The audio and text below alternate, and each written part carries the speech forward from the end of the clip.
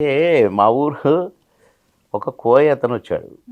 ఓ ఊరు ఊరు ఎగబడి జాతకాలు చూపించుకున్నారు.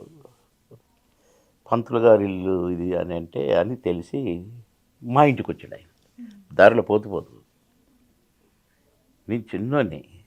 అప్పుడు మా అమ్మ ఉంది, మా నాన్న ఉన్నాడు. మహాజాతకుడు అవుతాడు, ఏడేడు సముద్రాలు దాటిపోతాడు, ఆయన ఎంతమందికో భోజనం పెడతాడు, ఆకాశం అంత ఎదుగుతాడు ఈ కోన. కానీ ఆయన కష్టం తీరే అదృష్టం మీ ఇద్దరికి ఉండదు అని చెప్పాడండి. నాకు ఇప్పటికీ అది బాగా గుర్తు. అంటే అదృష్టం ఉండదంటే వాళ్ళు ఉండరని. మా నాన్న చనిపోయాడు, సినిమా యాక్టర్ అయ్యాను. అంటే ఇప్పుడు స్కూల్ ఫైనల్, డిగ్రీ, ఉద్యోగం వచ్చింది.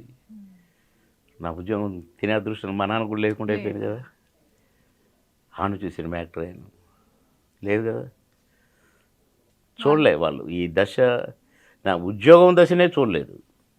ఉంటే చాలా సంతోషించారు. మరి అన్నది జరిగిందిగా, ఆ కోయన అన్నది.